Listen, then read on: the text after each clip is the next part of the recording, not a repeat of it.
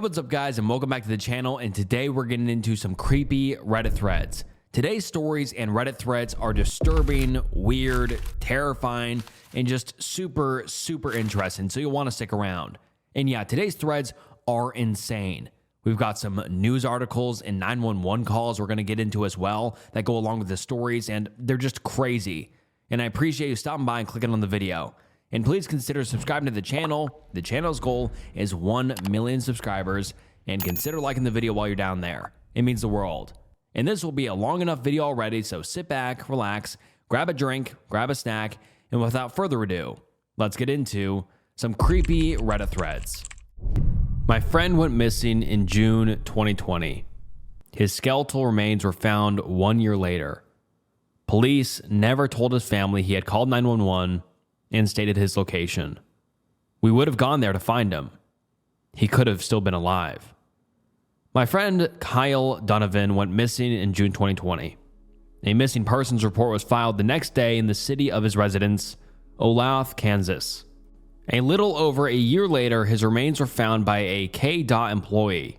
Because of the pandemic, DNA identification was behind, though the officers told his family that based on the items found, they were 90% sure it was him.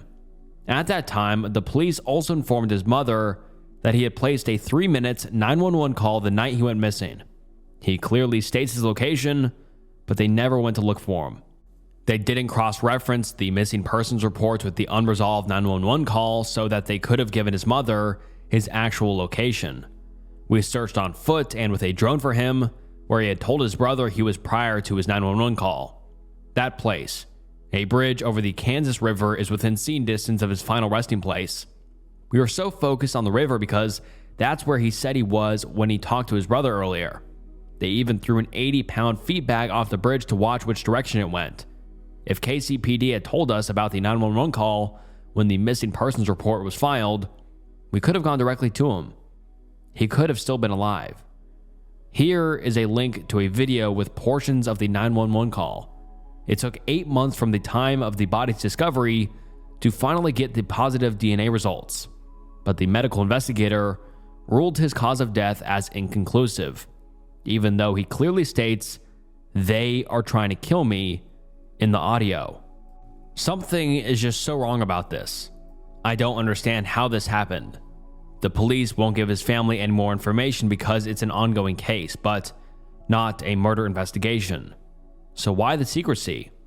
It would be extremely helpful to hear any theories or even similar cases from the area. He went missing in Kansas City, Kansas, and his missing persons report was filed in Olathe, Kansas. You may have come across this information about him possibly having schizophrenia.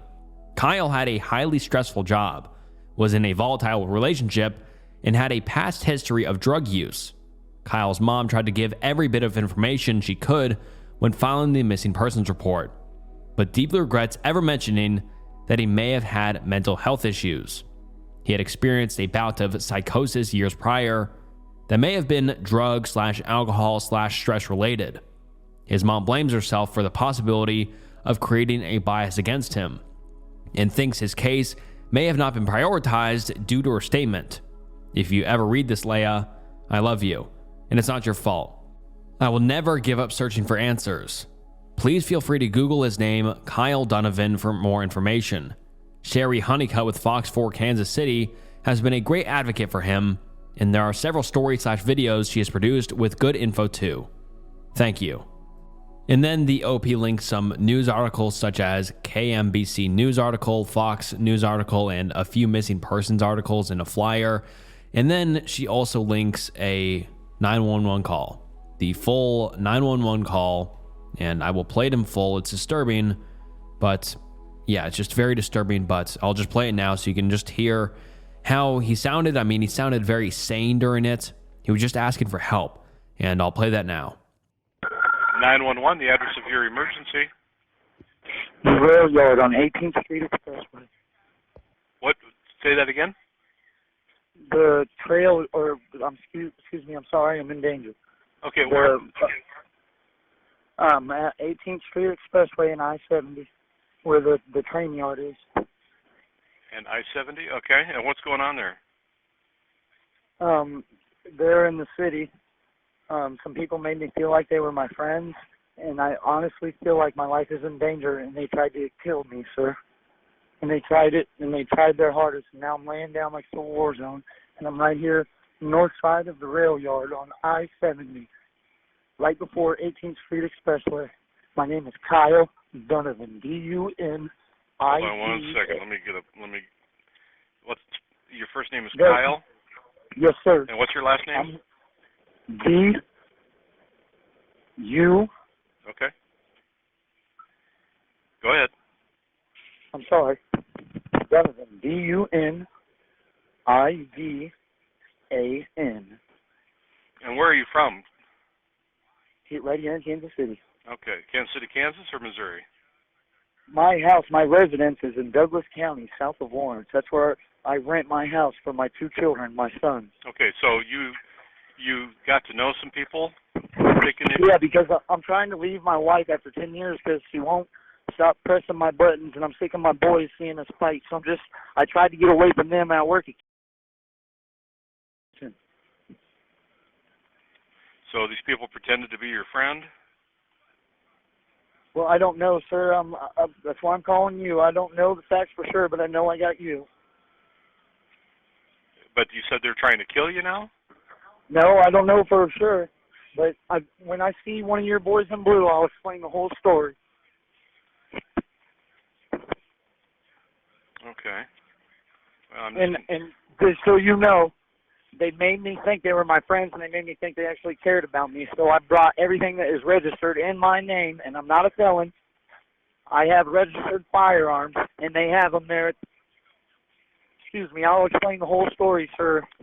Okay. If you get somebody here with the squad car. Well, I'm going to get more information before I send anybody so I know what we're getting into. And what can you see? And then the call just cuts off. I don't know if the 911 operator hung up or Kyle hung up, but that was the last time anyone ever heard Kyle's voice. And his skeletal remains were found 1 year later. And his remains were found at the location he had given the Kansas City PD. And Kyle's mother filed a missing persons report less than 24 hours after the call. And Kyle's mother was not informed that he had called 911 for help. So that's very weird. And the Kansas City police never performed a search for Kyle, which is also very, very weird. His friends and family spent weeks and weeks searching by drone and on foot, looking for Kyle and where he could have gone. And they performed multiple searches within 1/2 mile of his location the day after his 911 call. I mean, he should have been found if the police told him. And he could have still been alive if the 911 operator would have told, or I don't think it's the 911 operator's fault, but if the police would have told him, but they just didn't. And Kyle's cause of death was determined inconclusive. And there is still no active murder investigation for it, even though it does seem a little bit suspect, but we don't know. And there's no official ruling. Just, rest in peace, Kyle. But back to the Reddit post, because the OP gives us an update. She says, "Please go have a look at the video. Thank you. I really, truly believe someone else was nearby Kyle during the call, and I truly believe I can hear that person say, 'What you gonna do, bitch?' Then Kyle apologizes. It is my theory that he was injured and hiding from someone when calling 911. He doesn't say that he's hurt, but he says they tried to kill him. I think he's in shock and trying to stay quiet, but also trying to get the point across that he's in serious need of help, which is why I believe he is being so polite and respectful. Additionally, this was all taking place right as the BLM and the defund the police movements were heating up. KC, or Kansas City, was a hotspot for protests and some rioting. One theory is the dispatcher could have believed Kyle was trying to lure police to a secluded spot to ambush them. Anyway, I've been trying to answer questions as I have time. I want you all to know how much everyone's comments have meant to me and Kyle's mom. I sent her the link to this thread, so she's here now following along. You all have no idea how much your words have renewed a sense of hope in us. Thank you so much. Additionally, I've been reaching out to private investigation firms today, and once I have an idea on costs, I will be doing some fundraising for Kyle's family. I likely won't be able to post a link here, but you can check my profile for info if you would like to help. Kyle's family was not given access to the Victims of Violent Crimes Fund in our state because his death was ruled inconclusive with no pending murder investigation. Thank you all again. And then the top comment on this post was just kind of a summary of the 911 call, but also a little bit of theorizing and why the police didn't go looking, and a few other just kind of interesting comments. So I'll go over it again, even though it's kind of redundant and going over the 911 call. I'll just read it out now. And the comment reads as follows. I found this article that sort of summarizes for anyone who doesn't want to look. Kyle Donovan, 31 years old, called 911 for help in June 2020. Excuse me, I'm sorry, I'm in danger, Donovan told the dispatcher. I'm at 18th Street Expressway and I-70 where the train yard is. I honestly feel like my life is in danger. And they tried to kill me, sir. And they tried it, and they tried their hardest. Now I'm laying down like it's a war zone, Donovan explains. And I'm right here north side of the rail yard on I-70, like before 18th Street Expressway. My name is Kyle Donovan. They made me think they were their friends and made me think they actually cared about me. So I brought everything that is registered in my name. And I'm not a felon. I have a registered firearm, and they have them there. Excuse me. I'll explain the whole story, sir. Donovan told the dispatcher, if you get somebody with a squad car, after 3 minutes, the call ends, and they can't get Donovan back on the line. The dispatcher calls back, and his phone goes straight to voicemail without the option to leave a message. Sumner said his phone was never recovered. Olaf's missing person poster says Donovan may have been experiencing a schizophrenic episode based on the 911 call. Donovan sounds lucid and in control. 2 sources in the department confirmed the search was done from their squad car, and officers didn't look for Donovan on foot when asked directly. And I just think it's so weird. Why did the police not really look for him? Why did they not look for Kyle? I mean, he called in saying someone was trying to kill him. Why wouldn't they make sure he's good before just being like, yeah, okay, we couldn't find him, let's leave? Why wouldn't they triple check the area, do a search, and try to find him before just moving on? Very, very weird. And then another one of the top comments gets into some theories on what happened to Kyle or just about the entire situation. And the comment reads as follows. First, I'm including my initial theory from just reading this current post and the news source found here. But from your previous post from 3 years ago leads me to another theory I'll list after. I'm keeping my initial theory because more theories the better, as it can help spark ideas to where to look. Initial theory. Sounds like some bad people with criminal records befriended him to trick him into procuring a bunch of weapons. Some sort of exchange/trade occurred at the rail yards, and they no longer needed him. Or one of the groups decided the new guy was sus and decided they needed to murder him to cover any connections should any of the weapons show get seized by law enforcement. Your friend would be a witness to who they were given to and could snitch on them. They made me think they were my friends, and they made me think they actually cared about me.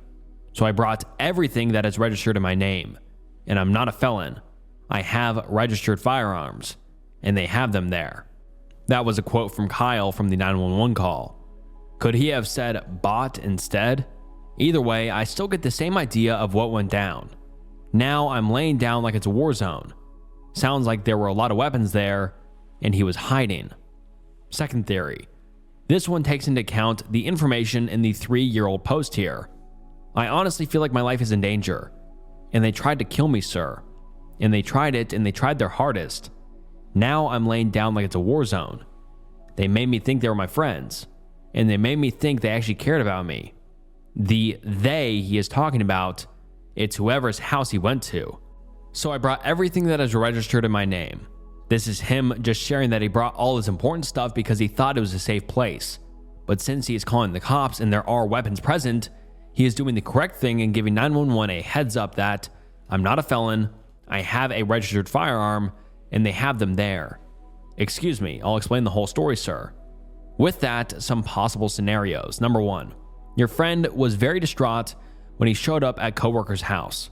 Coworkers tried to calm him or hold him physically, or even simply verbally accused him of being on drugs, and Kyle overreacted very negatively. In Kyle's mind, they were out to get him, gives them money as a plea, and then takes off for safety. while hiding in the rail yard, somehow has an accident that leads to his death or passes out from the excitement and chokes vomit, or a random mugging gone wrong. Number 2, Kyle's coworker or roommates are actually bad people and killed Kyle. Perhaps Kyle was already suffering from a wound when he called 911, but while in shock was more concerned with composure when he called out for help as he went to hide in the rail yard. The coworker claiming Kyle handed out money was just a cover as they stole it from Kyle. Some questions. Do you know more specifically where his remains were found, and if so, were they in a discernible position? How far was this from the coworker's home? Was Kyle supposed to be working the next day? Was the coworker? Was this coworker a newish coworker? Or did Kyle know for longer? Did they hang out at all? What was their history? Kyle's mom seems to think the coworker is a suspect. What leads here to think that? I'm thinking she may just be right. Are you sure all of Kyle's weapons and other belongings are accounted for? Was his banking/spending for the few weeks prior checked, just to rule out any planned activities that could explain this better than an episode? Any other phone calls that he may have had the few weeks leading up to, and that night? Does his mom have access to his phone records? If I were in Kyle's mom's shoes, I would hire a private investigator to look more into this so-called coworker. And then the OP replies saying, "Thank you so much for the thoughtful reply. I'm going to get back to you on answering those questions later on tonight." And the OP just never responded to those questions. But those were good questions for us to think about. I mean, all of those would give a decent answer, but it's just such a weird scenario. I mean, why did the police not follow up on it? Was, Kyle going through some sort of schizophrenic episode or some sort of psychosis episode? Was he murdered? Was he in a freak accident? I mean, there's so many possibilities, and there's so many weird things that went on. Why did the police not investigate? Why was Kyle acting that way? Why are the coworker possibly doing something weird? Why can't they find his phone? Why can't they this? Why can't they that? It's a very weird situation, and I hope we someday get an answer. And it's also very weird the 911 call was not released to the mother for a long, long time. I mean, just very weird all around. And I mean, you could talk about this forever. I mean, there's so many theories you could have on what happened to him or why this happened or why that happened. But I'd like to hear your thoughts on this because truly I'm stumped. I'm lost. Do you have any good theories on what happened to Kyle Donovan? I mean, rest in peace, Kyle. He didn't deserve that, but it's just so weird why the police didn't look into that at all. I mean, they just drove by on the cruiser and they're like, oh, we can't find him, so let's leave. After he claimed that someone was after him trying to kill him. I mean, even if it was a schizophrenic episode, why wouldn't they still want to make sure he's okay? I mean, like mental health or not, it's like, why aren't the police trying to just help a person regardless of where they are at mentally? I mean, yeah, just a very, very weird situation. And I really want to know whose fault it was, what happened, and why the police didn't follow up. Very interesting, and leave your theories down below. On to the next one. Someone plays carnival music in our yard late at night. Originally posted to r/creepy encounters. And the post reads as follows. This is going to sound bizarre and made up, but I swear on my left that this happened and there are several witnesses. Even if I can't explain why someone would do this, I am fairly positive this isn't anything paranormal. I live quite a distance off the road in an unremarkable house on private property.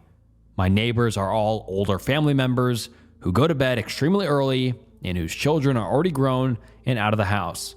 In summary, there are no mischief makers to play pranks on us here. A few months ago, my mother and I stayed up late one evening, watching television together. Around 3 a.m., I turned the television off and decided to go to bed. As I was leaving the room, I began to hear what sounded like carnival music playing outside of my house in the front yard. It was loud and close. My mother heard it too, and immediately went to the window to investigate. She couldn't see anything but darkness. Everyone else was either asleep for the night or away on vacation. The lights were off in all their houses, and none of them would be caught dead listening to anything but country music anyway. We were miles from the nearest city, so it wasn't the product of noise pollution. You can hear when a car is pulled up in the yard, but there was no sound of a car.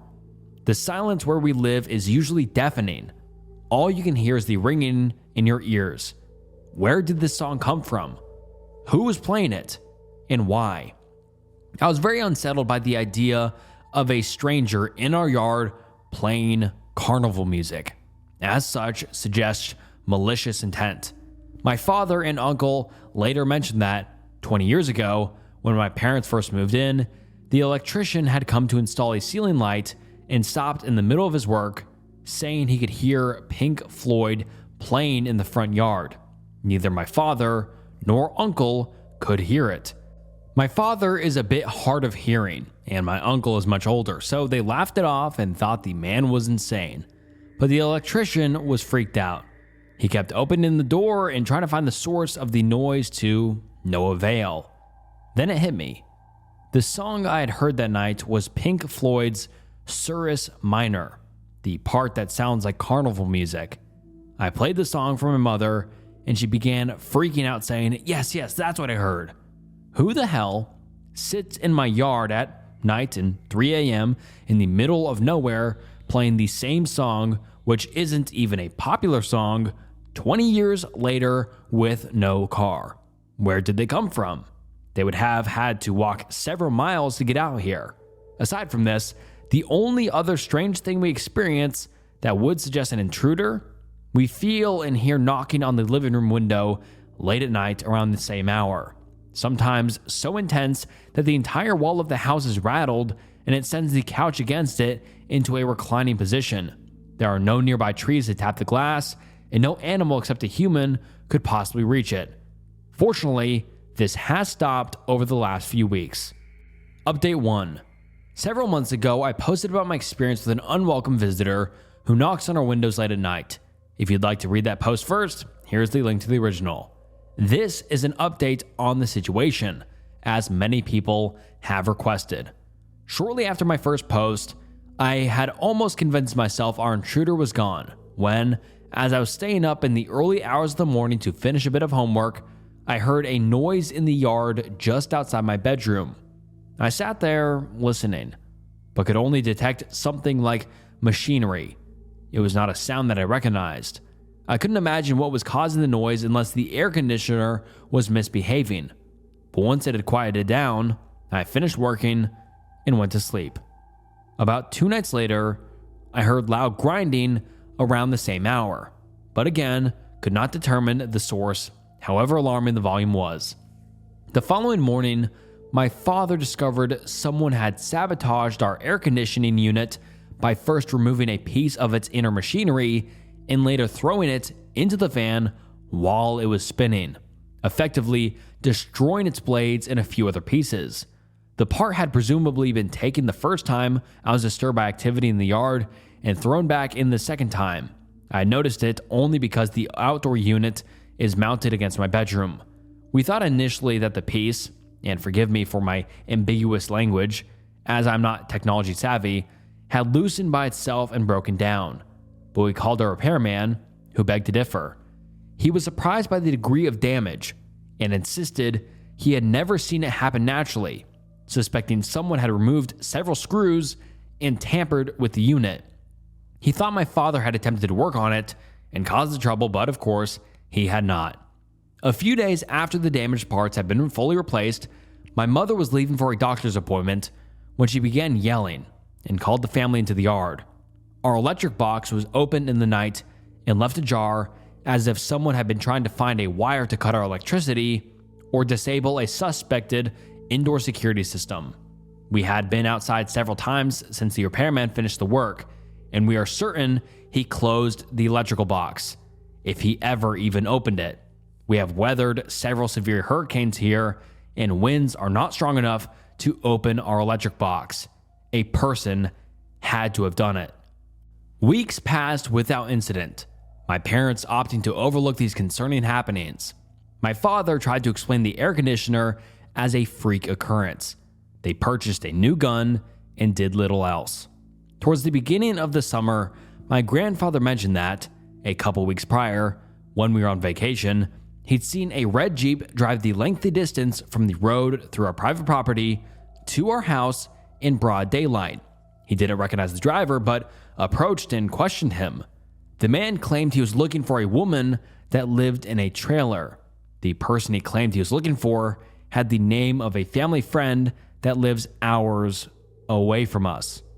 The man was behaving strangely, and my grandfather was not convinced by his story.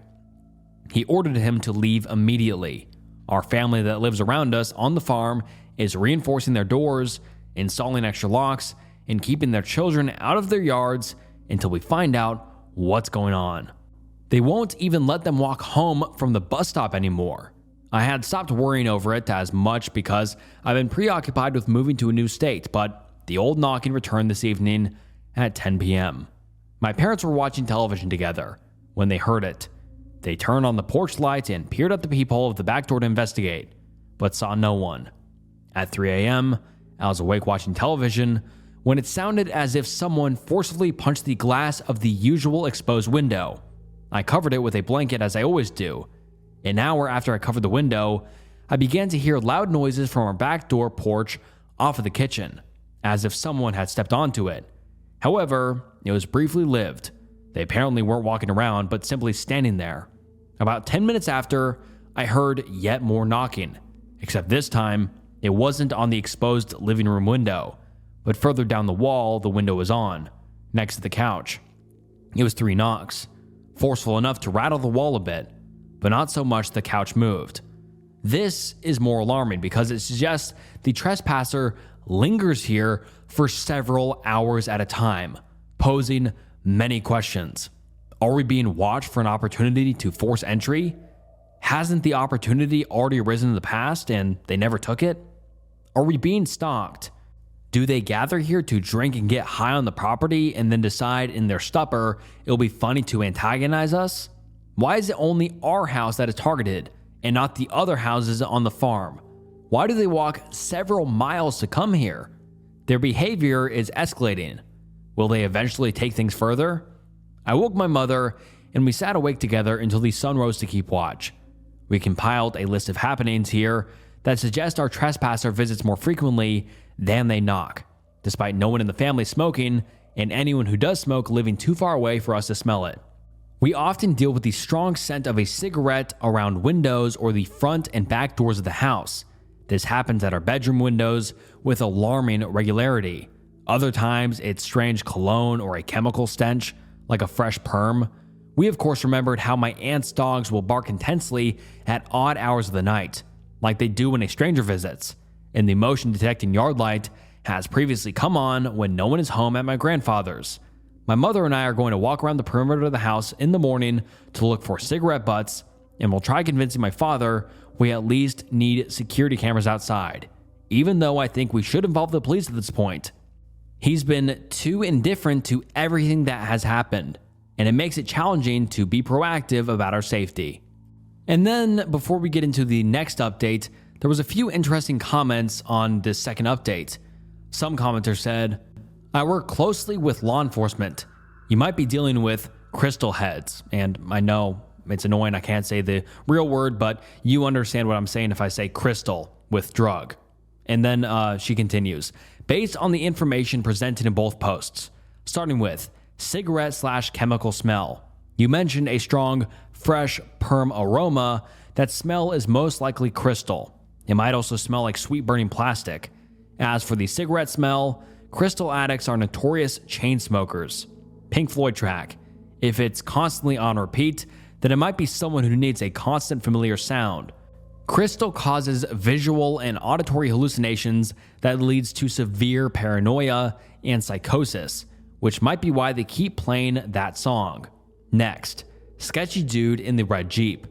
Usually, people casing a home for burglary will obtain some information about family, i.e. names of distant family members/friends, as an excuse if ever questioned.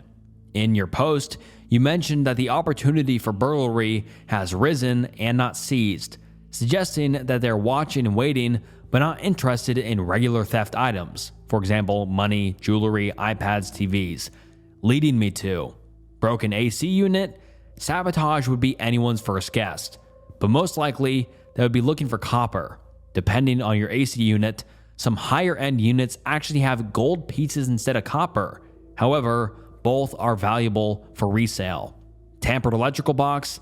Some electrical boxes have diagrams and schematics of the wiring and where it leads to. Again, copper wiring is pretty valuable. Unexplained knocking could be coming from underneath your home or roof if these people are in fact trying to steal copper, but you would have noticed that by now.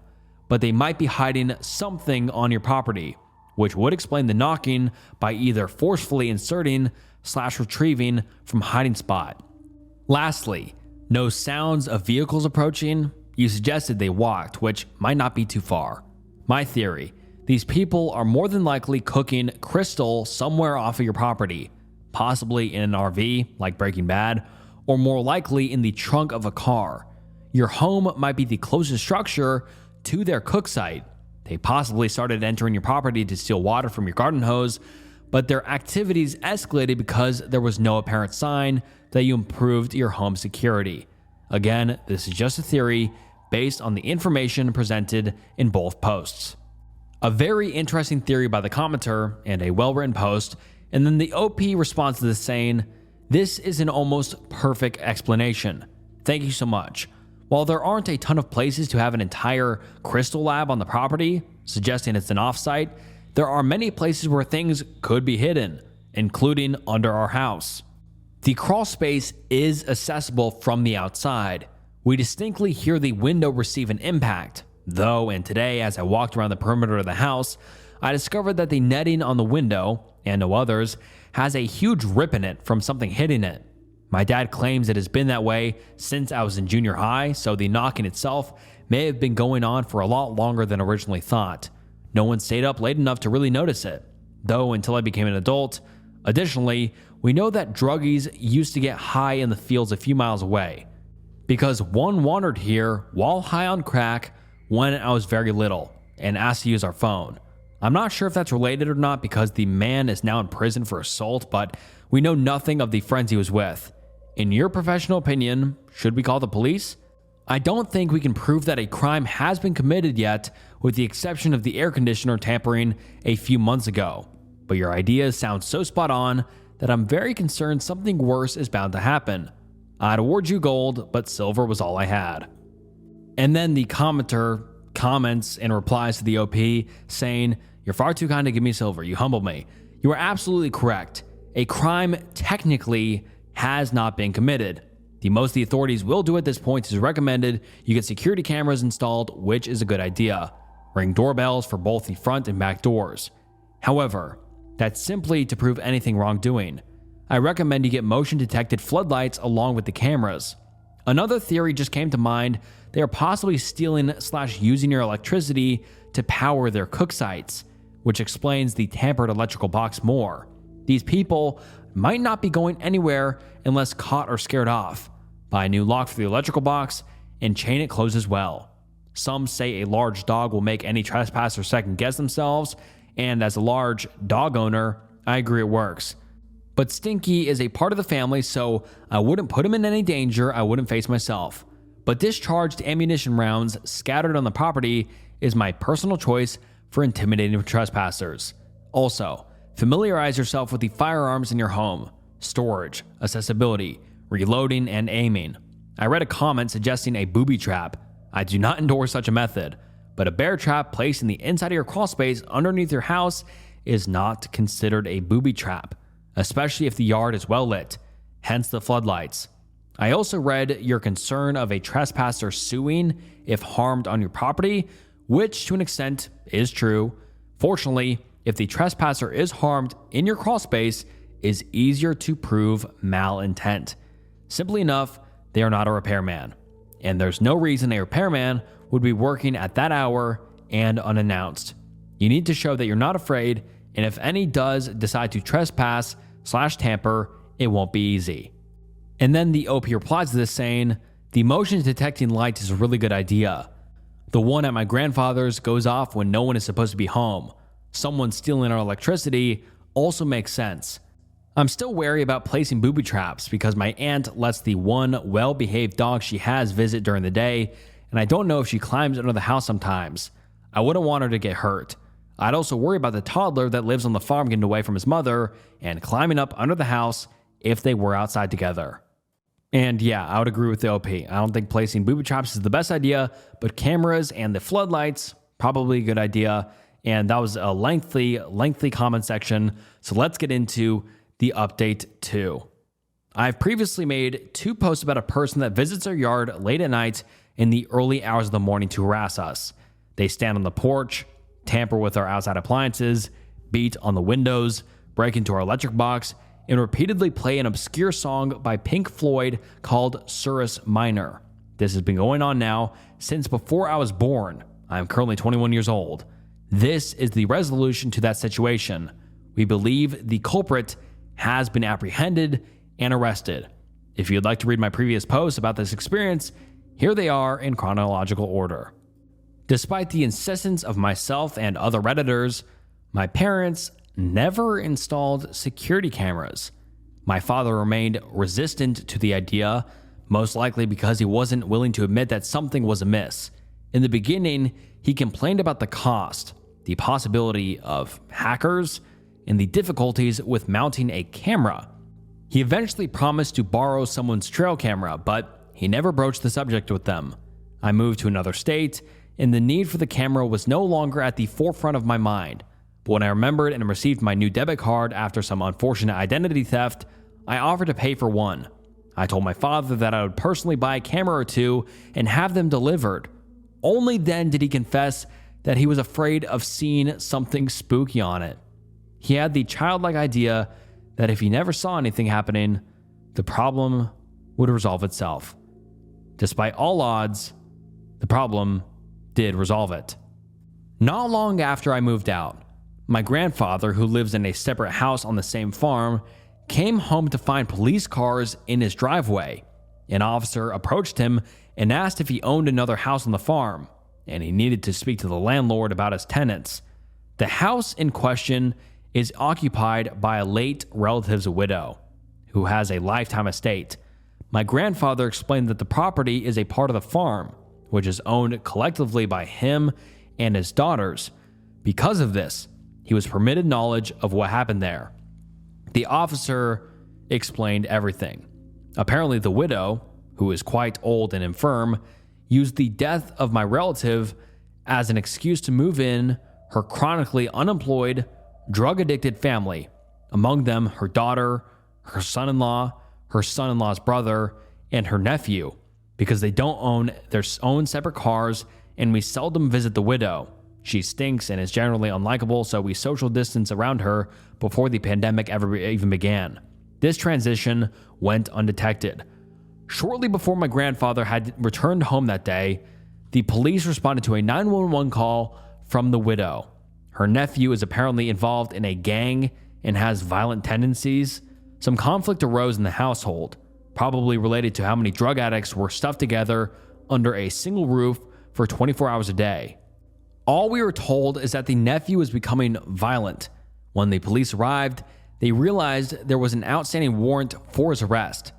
He was wanted for, guess what guys, making crystal, which interestingly, commenters on my last post blamed for the stench we had been smelling, and we went over that, and for assault. The nephew was hiding from the law at the widow's house. This is the reason his presence was concealed from us on the rare occasions that the widow was outside her home and we spoke. He was removed from the home and arrested by the officers. Ever since then, there has been no strong chemical odor outside and no knocking on the window late at night. We suspect he was aware of this farm long before moving in, and it was his go-to spot for recreational substance use. The widow is around 80 years old and had her first child at approximately 13 with her first spouse. So her nephew is elderly himself and would have likely been doing substances and playing his Pink Floyd music here 21 years ago too.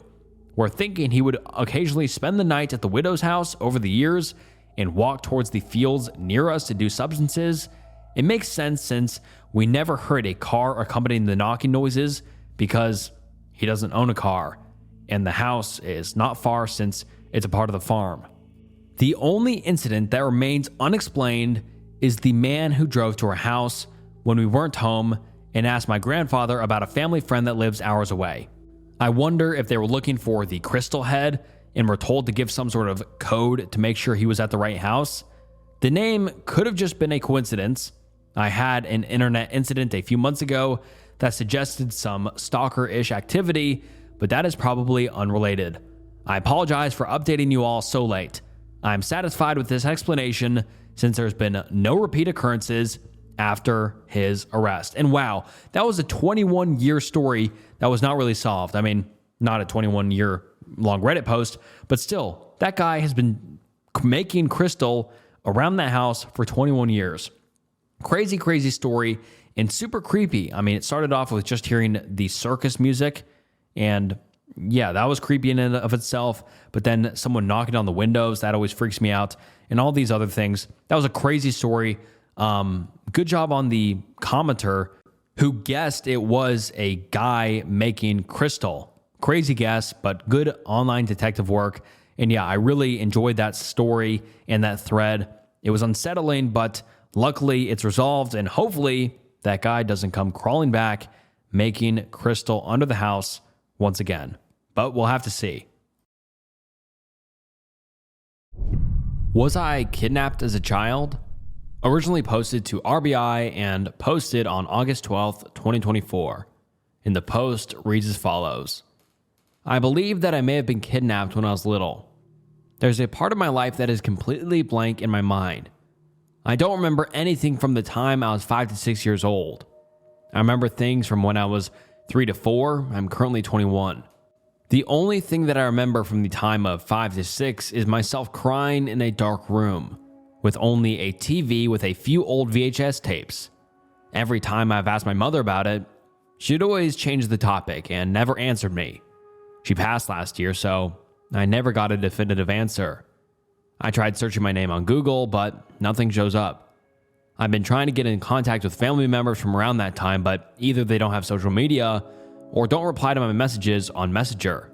There are a few more family members I'll try to get in contact with. My grandmother of my mom's side never met my dad. She doesn't have social media or a cell phone. But I know where she lives, and I'm planning to send her a letter to tell her that I'm planning on paying a visit. It's been 4 years since I've seen her. I know she's alive because I saw her in a picture posted by a younger cousin last week. I'll ask her what happened because she was living with my mother and I for about 3 years from the ages 4 to 7. If anyone would know, she would. What exactly happened to me? And then some relevant comments on this original post. Some questions are, does OP have any pictures or records from their childhood years? And then the OP responds saying, I do have one baby picture. I know for a fact that my mother was my biological mother because of a DNA test I did shortly after she passed. I believe someone abducted me when I was 5 to 6, and I may have been found and returned to my family. I already wrote the letter to my grandmother with a date that I'll be going to her home in Minnesota. I live in Michigan, so hopefully I can get an answer. Another question was OP's dad in the picture? Could he provide any details or someone else from the paternal/maternal sides? And then the OP said, never met him. One of the only things I definitively remember my mother telling me is that he abandoned her when he found out she was pregnant, and she never saw him again. I thought it may have been him, but he apparently was in prison for about 3 years from 2007 to 2010. I was born in 2003.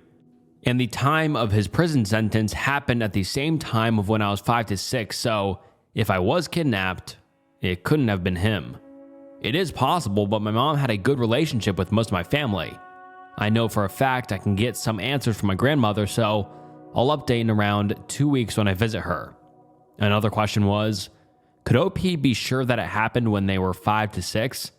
And then the OP says, I know it happened around the ages of 5 to 6 years old because I have memories of every birthday since my 3rd, except for 5 and 6. My only memory from that time was the one I mentioned. My mother would always discuss stories from when I was little with me. except for the ones of me being 5 to 6 years old. And then some commenters had theories on what happened.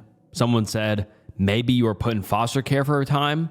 Another commenter said, was your mother single or maybe a bit absent during that time? Maybe she placed you in a room with a TV to keep you occupied while she was busy with something else. I'm not trying to be harsh with my comment. This is a strange and puzzling thing to deal with.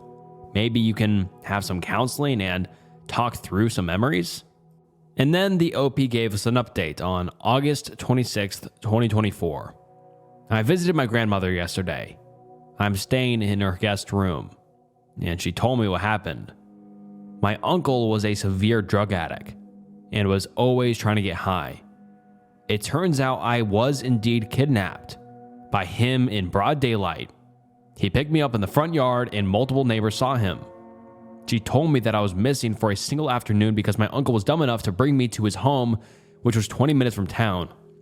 Apparently, he planned to anonymously ransom me for money for drugs or sell me to whoever. Since this happened in a small town in the 2000s and everything was resolved quickly, there was not much news coverage aside from a small mention in the local newspaper. So, yeah. She also said she disowned him as her son, and last she heard, he got arrested for indecent exposure over in South Dakota. Too long to read?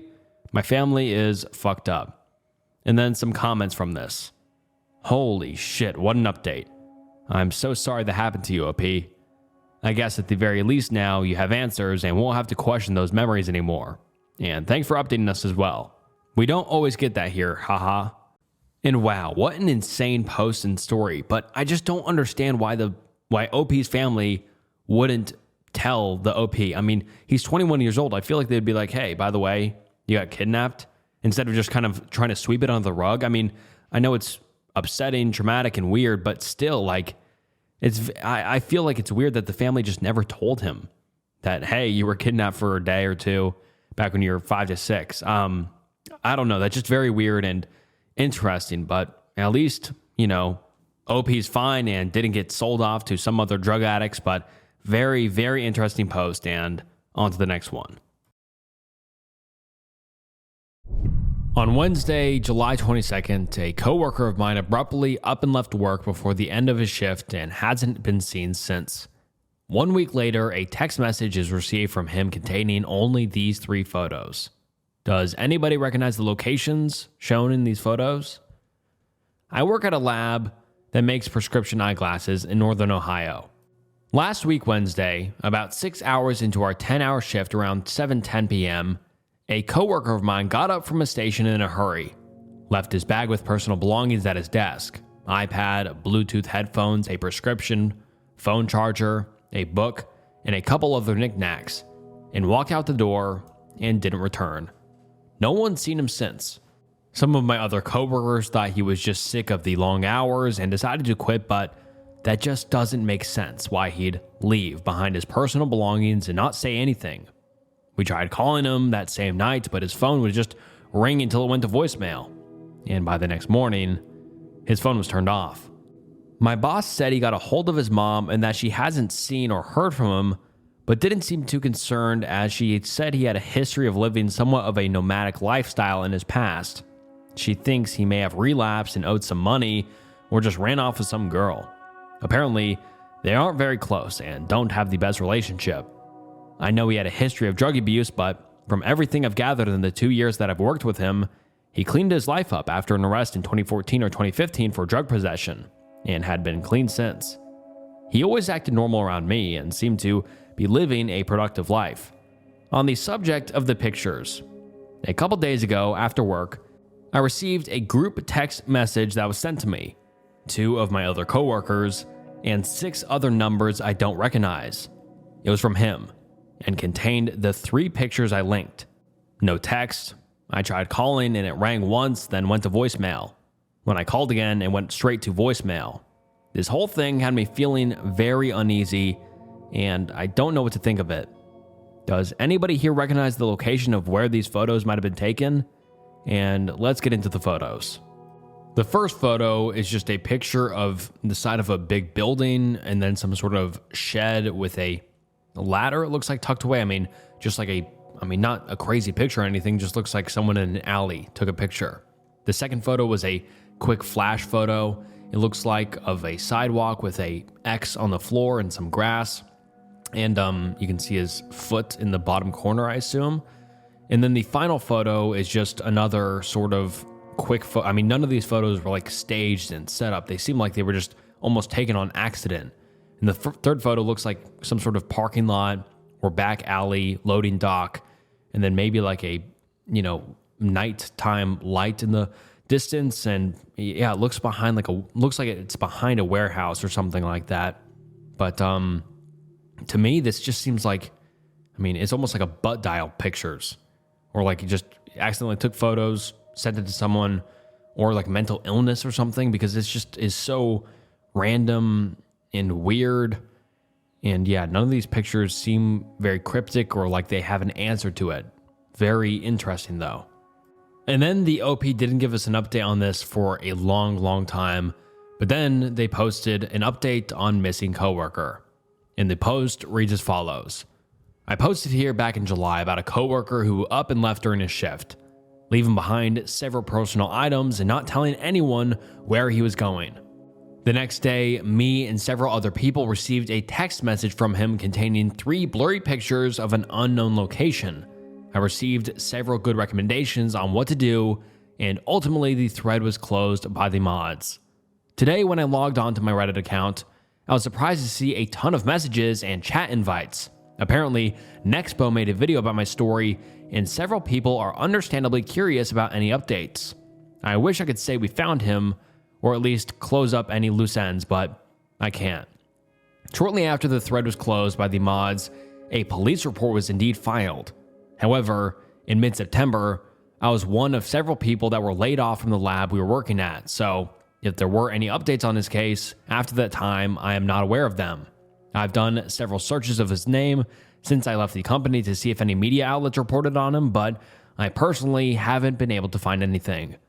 Understandably, many people were suspect of my story, and I get that, but I assure you I've not made anything up, nor have I exaggerated details. I got some slack in the original post for not filing a police report.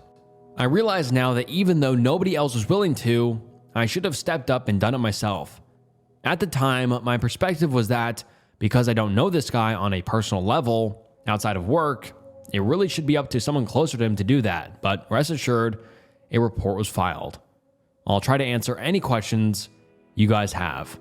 And now let's get into some top comments on this update post. The top comment reads, I called BS on the story in the beginning, and it seems even more so now. If a police report is filed and there is/was an active investigation, then OP could post their info, the police's public records, and so forth. OP could also post a missing person's photo, but there was none of that. Complete BS story, zero follow-up, and just reeks of some sort of fake story all around. Edit. Mod rules say you can't post personal info unless there is proof of a report, missing persons case, etc. OP, how the hell can you say that the report is filed and not provide us with any info? No name, no pic, nothing. Just a general area, Northern Ohio. Several databases of the supported missing person's name have been cross-referenced and turned up nothing, so OP saying the report being filed with Cleveland PD was a lie. Likely, unless it takes a while for the system to update. Unlikely. And then the OP gives a response to this post, or this comment, that was trying to debunk the entire story. And the OP says, to be clear, I only created this update because people wanted to know if anything new has come up since the original post. And other than the fact that a report was filed with the proper authorities, I don't know. I'm not looking for any attention here. I haven't even posted about it on Reddit since the original post was closed. And if I intended to create some BS story for attention, I sure as hell wouldn't do it with my main account. This was a guy I worked in the same lab with, and at most was an acquaintance. I tried to do my part in helping by posting the photos here to see if anyone knew the location. Other than that, nobody with the police or his family has reached out to me or anything. While I would absolutely love to know what happened just as much as anyone else, I'm not going to go full armchair detective and start hunting leads. It's not my place. If and when I come across something online, I'll absolutely post it, but I'm not going to go down to the police station and start asking them questions. If they want to talk to me, that's fine though. So what are your thoughts? I mean, the OP gave a decent response to that guy trying to debunk the original story. I mean, this story has gotten a ton of buzz over the past few years with people speculating what it's about. And I do agree with OP in the, follow-up question when they said, hey, it's not my place. I was only an acquaintance with this guy. I wasn't a brother or friend or even, mother or daughter or whatever. I wasn't really related to this guy. So it's not really my place, which is understandable. But at the same time, I mean, you could give, the entirety of Reddit more of a basis to go on to try to find this guy. I mean, because apparently he's still missing. It's a very weird story. And I mean, I'm fine with you guys disagreeing and being like, oh, well, it was fake. But I feel like, it could be real. I mean, maybe he just had like some sort of mental health break, or maybe he was just like, fuck this, I'm not going to work anymore, and then just ran away, especially since the mom said that he was a very nomadic person and he likes to travel around. I mean, who knows? Maybe he could have just been like, fuck this job, I'm going to go fly to Thailand or something and just live across the country or live in a different country. I mean, that's a possible theory, or the OP made it up. But I don't think it's out of the question that the original guy just kind of disappeared. I mean, it's pretty easy to disappear, I guess. And so, I don't know, it's a very interesting post, and people have had tons and tons of theories on what happened to the guy, but I'd like to hear yours. But that's kind of my theory. I think it's definitely possible that this guy was just, a very nomadic person. He tried to hold down a job, but, quote unquote, relapsed on just wanting to stay in one place. So maybe he just went traveling and never looked back. It's definitely possible, but who knows? Leave your theories down below, and on to the next one. Unknown Venus device somewhere in apartment. Are we being stalked/recorded? Need advice on what it could be. Originally posted to r/RBI. And the post reads as follows. Strange occurrences I need to find some sort of reasoning or explanation for. I don't know if all of these instances are related/connected somehow, but these are just some things that stood out to me. Are we potentially being stalked or recorded by someone in our apartment? I'm the kind of person that loves creepy stories of stalkers, ghosts, murders, encounters, and so on. And because of this interest, it makes me have a pretty bleak view of humanity and always think that people are generally horrible and always up to something, which makes me always be prepared to defend myself or my loved ones. Maybe because I read all these stories that I'm looking for it. So maybe I'm just quick to think that something sinister is going on when it may just be something harmless. I'll let you decide. Anyways, I'm a college student and I basically live in 2 apartments. I stay at my brother's apartment a lot, but I mostly stay at my own apartment that I share. I live with my friend who is a pretty attractive girl who is basically a pixie fairy, which as a guy, I know older men love to drool over. So I always worry that since she's not as vigilant as me and really weak, that she could be an easy target for a stalker or creep, which there have been some weird suitors in the past couple of years, but nothing like stalking. So today we got a Christmas tree for the apartment, and we were just chilling in the living room when we hear a sound from a device in the kitchen, which is like 2 feet away in the next room, make a swooshing sound. And then an Alexa type male voice recording saying the word Venus. It sounded as if a device was turning on or off or something like that. We don't own any Alexa products or anything like that. We both have the female Siri on our phones too. We both look at each other and say, what the fuck made that sound? She kind of chuckled and said, did it just say penis but I heard Venus. I go over there and see if one of our phones were over there, but there wasn't any mobile devices or speakers in the kitchen. I go back into the living room and we check our phones to see if one of us got a message on our phones, but neither one of us did. She asked me if I was fucking with her, but I was going to ask her the same thing. This kind of freaked her out, and with my paranoia, I immediately think it could be some sort of recording device or something to spy on her because I'm not there a lot, and I was actually about to leave too. The only devices in the kitchen are a Consori air fryer, the microwave, oven, and a water fountain for the cats. I searched on the internet about anything that could have made the sound and said Venus or even penis, which wasn't a helpful search. But nothing useful showed up. It's exam week and I usually go study at my brother's apartment, so I had to leave. And I didn't want to freak her out with my conspiracy theories, but I did. As I was driving to my brother's, I was thinking about it and remembered that about 2 weeks ago, we were talking in a room for a second when we both heard vibrating from a phone. I said, "Someone's calling you." But she had nothing on her phone. I even looked at mine and there wasn't anything on there too, but the buzzing was still going on. There are our upstairs neighbors, but they are short-term occupants, Airbnb guests. But the phone sounded like it was in our apartment, but we could not pinpoint where. It wasn't from upstairs because we only usually hear faint footsteps, loud bangs, or yelling and such because they are old New Orleans wood floors. But would not be able to hear a phone buzzing that clearly, even if it was laying bare on the wood floor above us. In my research, the only thing I could come up with that could have possibly made the Venus noise was maybe an LG Venus phone turning on. It's a burner phone that has a decent camera, but still shitty. When you turn it on, it makes a swooshing sound that may be similar to the swooshing sound recording we heard, but I don't remember it specifically. But the only thing is I haven't found a video of the phone turning on and making the swooshing and then saying Venus. Maybe it says it in a new update for the phone, but I don't know. That's the only thing that I could come up with, which could potentially be terrifying if there is a cell phone turning on in our apartment that we have been living in for 5 months. Neither of us own an extra phone, especially a burner. Need to know what it could be. One last weird occurrence at this apartment was when I was about to leave, I heard a weird noise come from the upstairs apartment, as if somebody dropped a bowling ball on a slanted wood floor, causing it to bounce then roll. I just brushed it off, as it was probably just some Airbnb guests making their usual stomps and bangs from upstairs. But I didn't know that there were any guests staying that day because it was 7 p.m. and I hadn't heard any noises besides that all day. Not even footsteps. As I was driving off, for some reason on that night, I was curious if there was even guests staying there at the moment. I decided to just drive around the perimeter of the apartment and noticed that all of the second floor's lights were completely off, as if nobody was home at all, which was kind of weird because what made that noise a couple minutes ago? Update 1.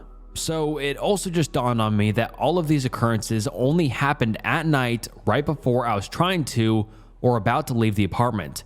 Every single instance involved me in some way telling her I'm about to head out for the night. Just another detail I just thought of. Could just be coincidental. And now let's get into some of the top comments on this post. One comment reads, and the top comment reads, "Okay, so I completely understand if this isn't convincing to you, but please take this into consideration. From a fellow paranoia-prone, true crime conspiracy type junkie.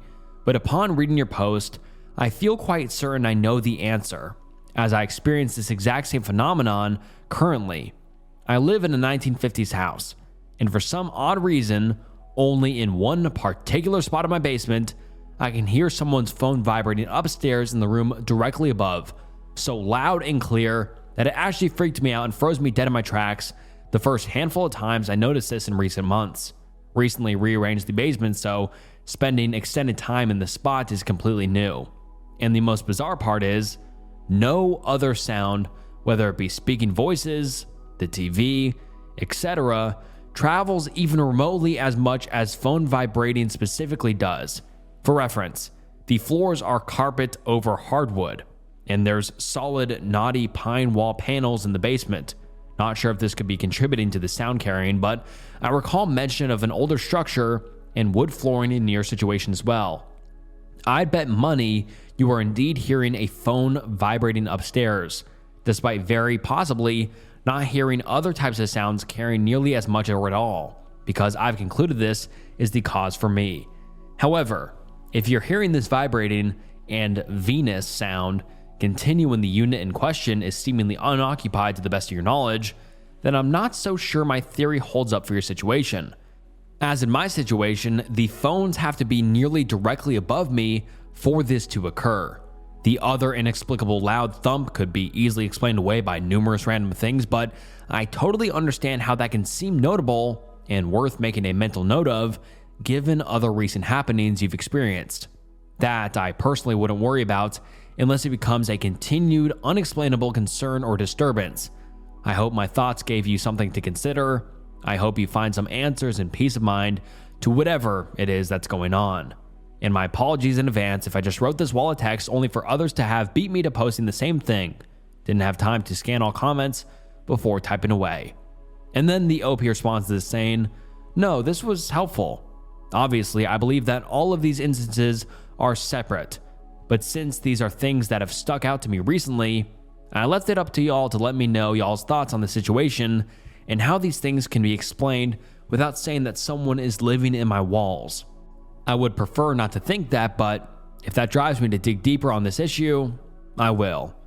Another commenter says, "Could the rolling sound be the noise of a sliding wardrobe door?" And then the OP says, "I don't know. I only know that the sound definitely came from the upstairs apartment and not from inside our apartment." And then some other people just have general theories such as the Wi-Fi router making that sound. Some people just think it's a random device in their apartment that they might not be considering, such as a fan or something that just makes a Venus sound or a swooshing sound. Some people do have the hidden camera conspiracies or the theories, and none of them really have much credibility. A lot of other people have the upstairs neighbor phone buzzing conspiracy or theory. But everyone just has a ton of different theories, but a lot of people just think it's a Bluetooth speaker or something of the sort.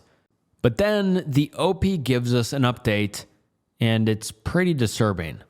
The update reads as follows: Venus Noise possible stalker update. Found something disturbing that is messing with my head. Hi everyone, so I posted a while back in December trying to identify some strange things that were happening in my friend and I's apartment. You can view original post here. So since my last post, I've done a few things. Number 1, I searched every crack and crevice in the apartment and came up with nothing on anything out of the ordinary. 2, I purchased a hidden camera / bug detector and searched throughout the house and didn't come up with anything. Number 3, I sleep within reach of not one, but 2 guns in 2 different rooms just in case something were to happen. Now, we were presented with a wait and see what happens kind of situation, and then act accordingly from there. For the past month or so, everything seemed to be fine. Nothing out of the ordinary. And eventually, we even forgot about the whole thing in general. Then we started hearing a weird noise outside that sounded kind of like an intermittent buzzing or hum towards the back of the house where the bathroom window was located. Houses make weird noises all the time, so I told my friend not to worry about it because there's nothing in that little alleyway on the side of the house besides overgrown plants and an air conditioning unit.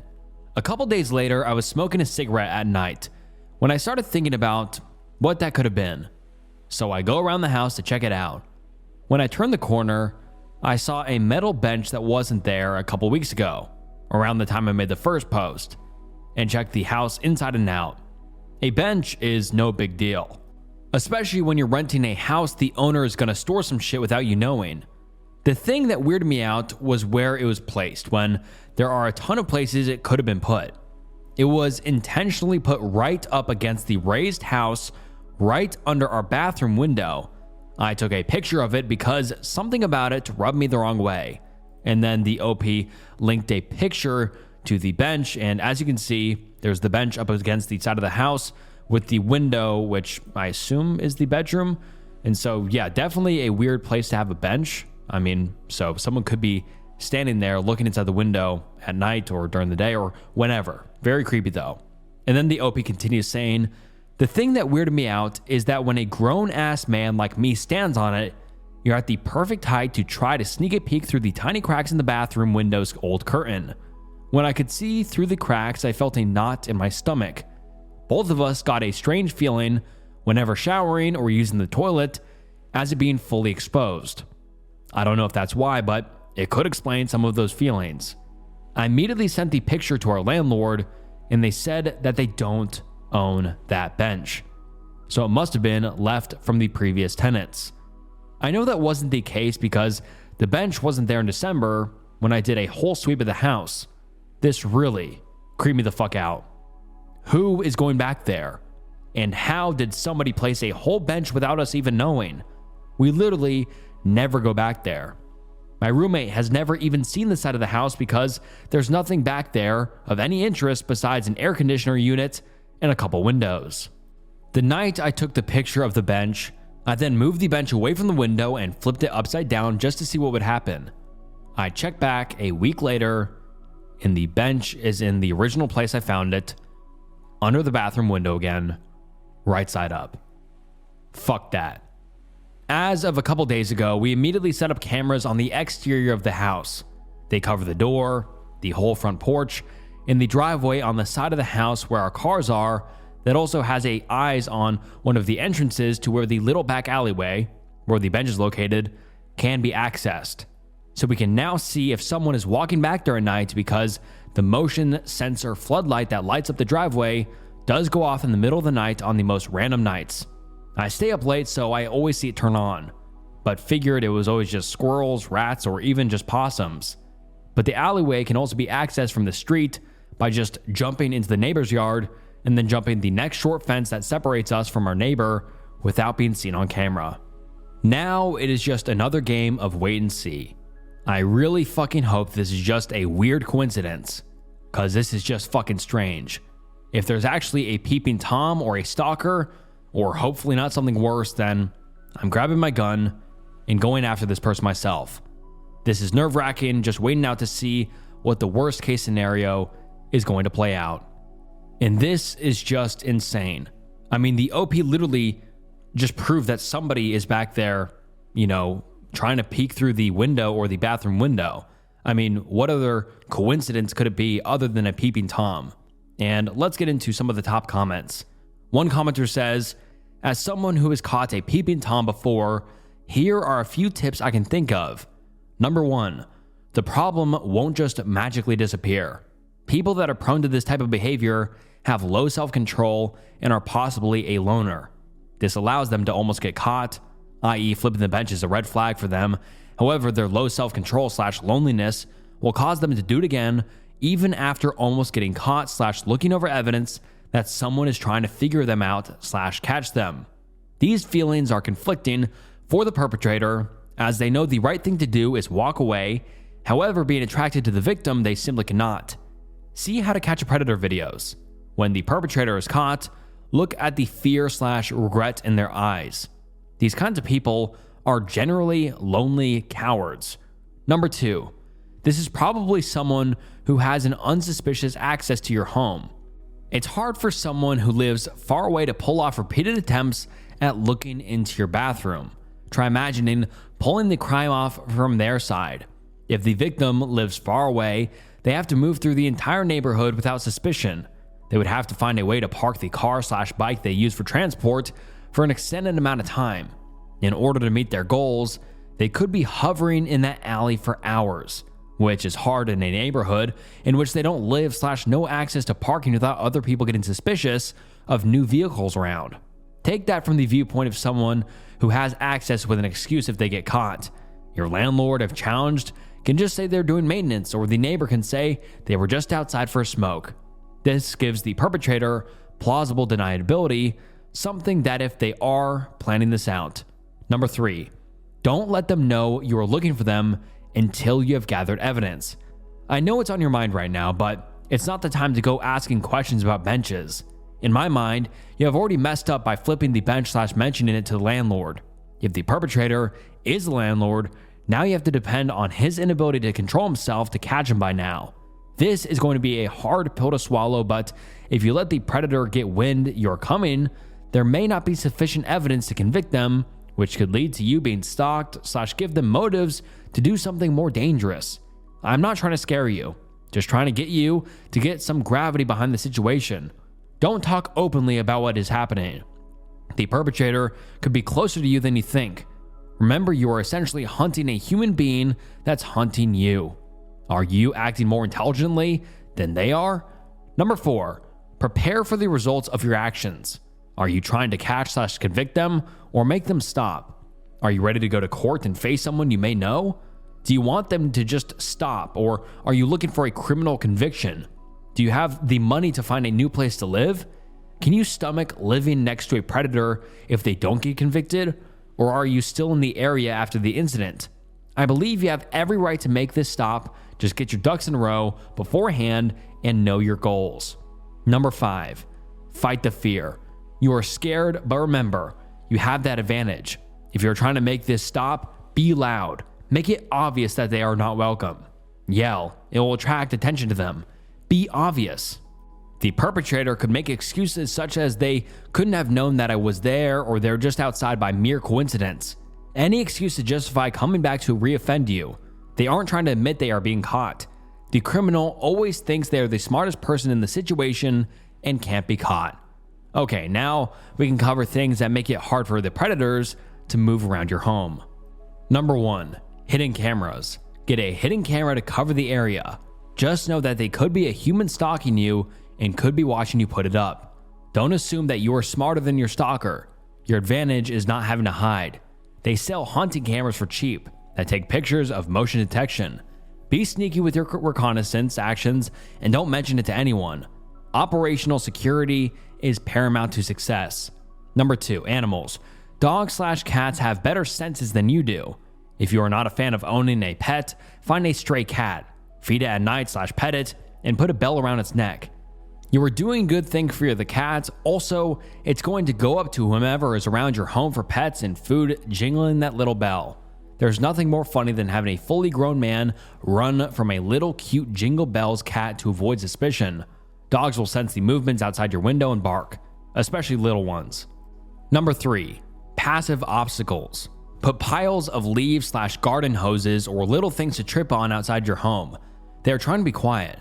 When on approach, they may accidentally step on your leaf pile, which is an unmistakable noise.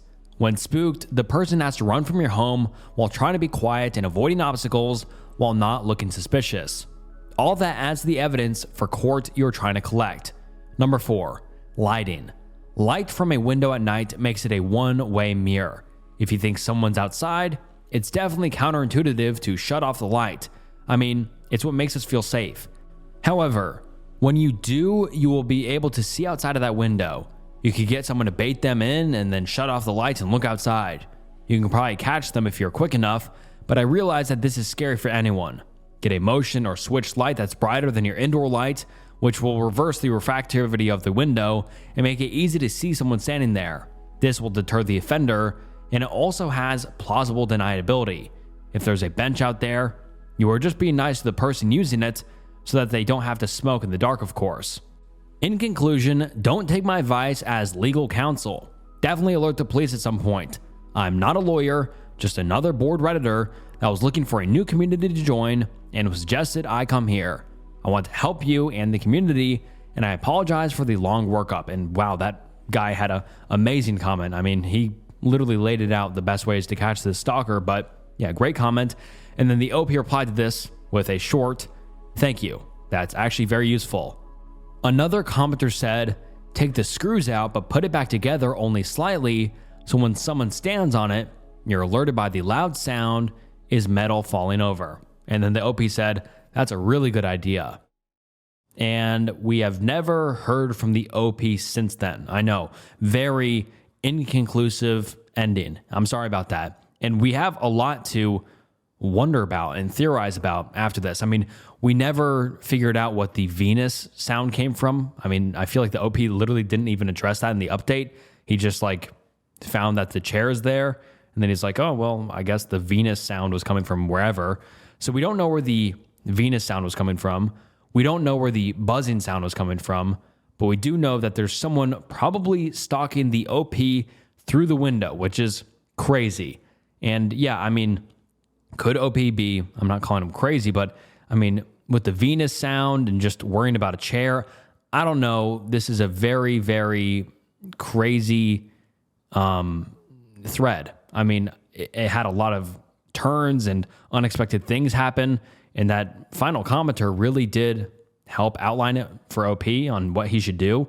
But yeah, we've just never heard from OP again. Like, the OP literally went radio silent after this and hasn't been on the account for 5 years. So hopefully OP's okay. Hopefully nothing happened. And I mean, they didn't even give us a really good area of where this is happening. So we don't know if we can look up any sort of news articles in this area or from this area, but I have no clue what to believe. I mean, there definitely could be something weird going on, a weird stalker, but I have no clue. I'd love to hear your theories though. So please comment down below on your thoughts on this. But yeah, this was a long thread, but very, very interesting. And yeah, sadly inconclusive. Is there a serial killer in Amherst County, Virginia, targeting hikers near the Appalachian Trail? I came across a Reddit post where a user found an abandoned campsite on Mount Pleasant in Amherst County. Really freaked the user out, enough to contact the police. And the post is here. And the post reads as follows. Found abandoned campsite with RVA t-shirt intent. What do I do with the information? On the top of Mount Pleasant, there's an abandoned campsite. Still had food in it, socks, t-shirt, sleeping bag, but had clearly been abandoned for days. No backpack, phone, or ID was with the belongings. No cars were unaccounted for in the parking lot. The t-shirt is a woman's small and seems homemade, and then the OP links a picture to the shirt, just a simple blue t-shirt with RVA across it, nothing special. Are there any groups to post it to where this information may be useful? Or should I contact the police with the info? And via what means? Seems weird to just call 911. If the person is missing and didn't tell anyone where they were going, I want their family/detectives to have the info. If the person just had a bad night in a storm or something and abandoned the site, I want them to go clean up their mess. Edit. State police are working with the Park Service on it at this point. Not sure if they'll update me much more after this. Thanks for all the advice. Edit 2. Nobody missing in the state fits the profile, so all agencies I contacted closed their cases. They could absolutely have been a tourist from out of town wearing an RVA shirt, but short of contacting every state police agency, I'm not sure what else could do. And then back to the original Reddit post, where the original OP says, I started doing a little research. Turns out there are 2 weird cases from that area within the last 8 years. In August of 2011, Scott Lilly, a 30-year-old male hiking the Appalachian Trail, was murdered by asphyxiation and partially buried half a mile from the trail on a side loop in Amherst County. The case has never been solved. And then from an article about the case, Timothy J. Heafy, U.S. Attorney for the Western District of Virginia, noting ATC's involvement as well, said that the level of cooperation on this case is remarkable. He stressed that his office is placing a high priority on this open case, as well as unsolved murders along the Blue Ridge Parkway and a 1996 killing of 2 women hikers away from the trail in Shenandoah National Park. But right now, he has seen no connection among them. Then, in 2019, another 30-year-old male, Chad Austin, vanished near Panther Falls just east of the Blue Ridge Parkway. His dog was found locked in his car nearby. His wallet was mysteriously found months later near where he vanished. He has still never been found. He disappeared just a couple miles away from where Scott Lilly's body was found. This case has also never been solved. The wallet was found on a trail by a hiker on Sunday, December 22nd, near the Panther Falls area. According to authorities, the wallet was near one of the posters with his face on it. They say the wallet was not weathered when it was found, so they believe it was left there recently. The wallet had his driver's license and other identifications inside. Are Chad and Scott's cases connected? What was U.S. Attorney Timothy Heafy talking about in 2012 when he mentioned other unsolved murders on the Blue Ridge Parkway? Could this be the work of a serial killer? And now let's get into some of the comments. Someone says, "Hey, that's my post, and I'm the one who found the campsite. If anyone is interested in more details about it, please ask here.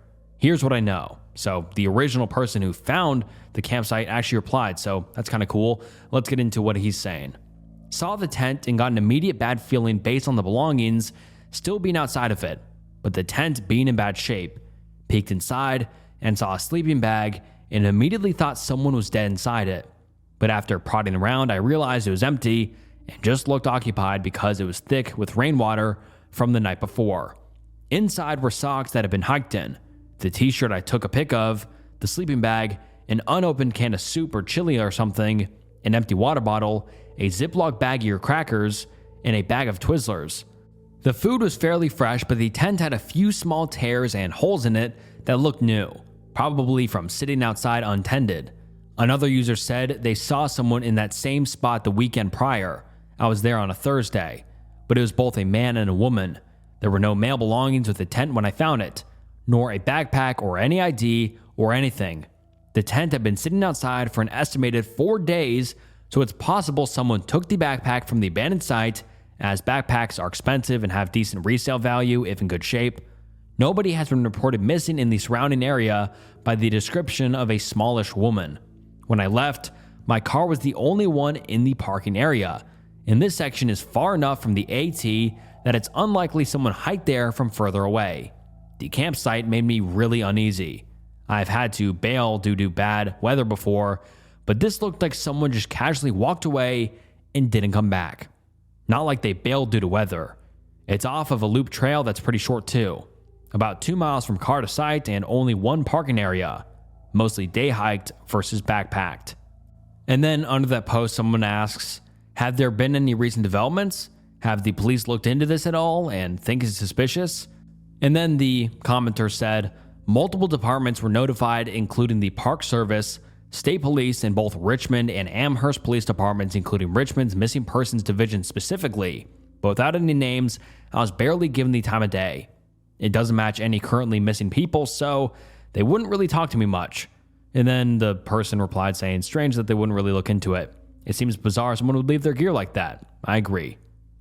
Another commenter said, I live in that area and have been on the Appalachian Trail in this area. I've heard about a couple of these cases and it's definitely interesting. Last May, there was a guy arrested in Wythe County, Virginia, about 2 hours southwest of Amherst, for murdering a hiker with a machete and attempting to kill another. I'm not sure if this is related. If you'd like any help from someone who lives locally, just let me know. And then someone commented under the comment saying, I followed that case fairly closely around the time it was happening and can say that I do not believe they were related. The person who attacked and murdered the other hiker had a history of mental illness and was, like so many people, hiking the AT as a form of self-prescribed therapy. A lot of people, myself included, go hiking for our own mental health. But in reality, this person likely needed a lot more professional help than a hiking trail could provide. The murderer was not from the area. It's a really sad event that put a big, dark cloud over the Appalachian Trail community. I thru-hiked a couple of years ago, but I do believe this was a one-time incident that coincidentally was located near some other unfortunate events, but has no relation other than the fact that the Appalachian Trail attracts a lot of unusual people. Another commenter said, I would say it's a distinct possibility. It's generally agreed that at any time there are almost 120 active serial killers with a peak in the 80s of around 150. Seclusion and a sporadic but consistent stream of potential prey are no doubt an enticing prospect for a sick individual. The general feeling I get would be a weekend hunter type, making specific trips a fair distance from a normal home life, but I'm clueless about US hunting seasons. Did these deaths fall during a season? It would seem too good cover for a forest setting. Trying to actually nail a specific individual is not going to be easy, bordering on impossible. However, they do appear to be familiar with one specific area in this case, perhaps an area that they have some sort of attachment with, which suggests that they may have lived fairly nearby in early life and haven't moved a great distance from there. Consider looking into similarly executed, unsolved murders around nearby cities and suburbs at a time before these murders took place. Serial killers tend to commit their first murders in a sloppy and fairly thoughtless way, generally quite close to home, where they develop their taste and hone their abilities.